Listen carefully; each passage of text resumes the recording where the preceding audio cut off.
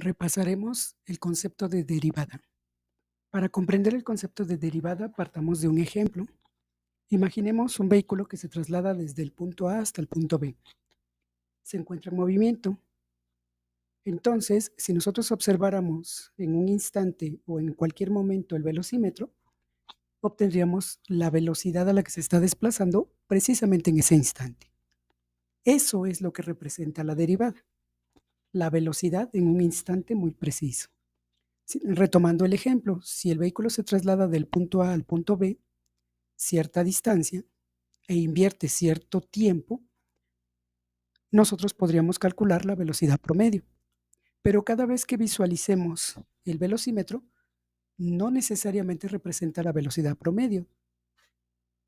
Representa los diferentes o las diferentes variaciones de la velocidad a lo largo del recorrido. Partiendo de esto, la derivada entonces se puede representar de 4 formas: como una razón de cambio, como una pendiente, como una recta tangente y como un límite. Cada una de estas 4 representaciones depende de la forma en que la calculamos o bien de la forma en la que es aplicada. La derivada como razón de cambio. ¿Qué es una razón de cambio? Bueno, es el cociente, representa el cociente de dos magnitudes que cambian una respecto de la otra. Por ejemplo, la distancia recorrida y el tiempo invertido en el ejemplo de la velocidad. Es decir, si consideramos la distancia recorrida como el punto de llegada menos el punto de partida y el tiempo invertido como el tiempo final menos el tiempo inicial, nosotros podríamos determinar una razón de cambio relacionando ambas variables. Por ejemplo, si nosotros lo vemos desde el punto de vista geométrico, tendríamos una variación en Y a partir de una variación en X, si nosotros siguiéramos el recorrido de una función, de la gráfica de una función.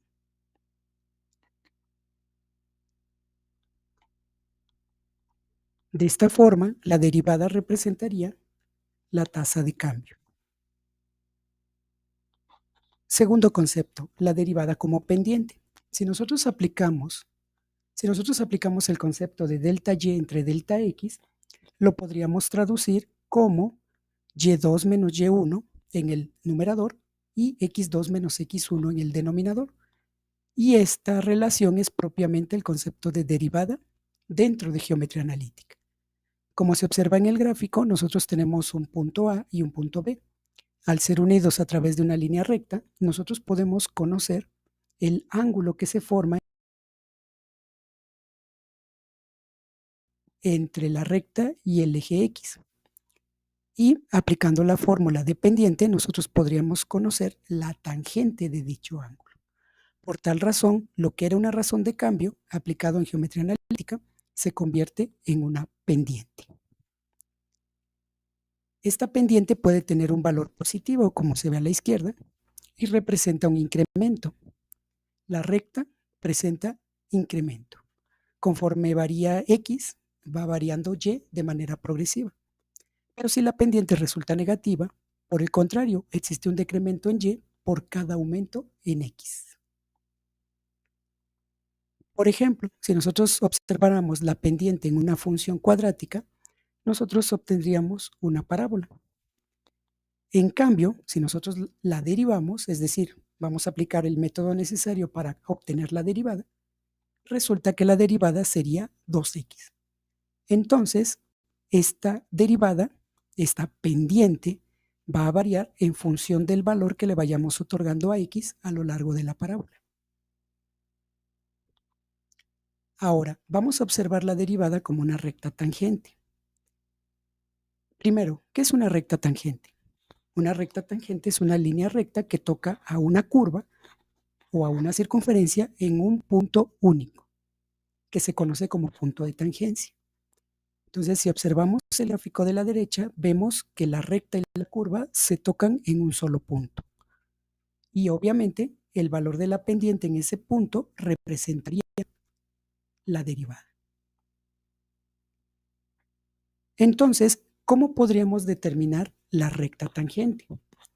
Muy sencillo, cuando nosotros aplicamos la pendiente entre dos puntos, tendremos el ejemplo de la izquierda y hablamos de una recta secante. Si recordamos los conceptos de geometría analítica, esta sería la fórmula para calcular la ecuación de una recta que pasa por dos puntos, en este caso dos puntos de la curva, actuando como secante. En cambio, en la tangente se le conoce como pendiente en un punto. Si ustedes observan, solo bastan las coordenadas x1, y1 del punto de tangencia, una vez que se conoce el valor de la pendiente o derivada en dicho punto. En este gráfico nosotros observamos, tenemos la función x cuadrada, es una parábola, y elegimos el punto x igual a 1. El punto de tangencia, sustituyendo x1, obtendríamos y.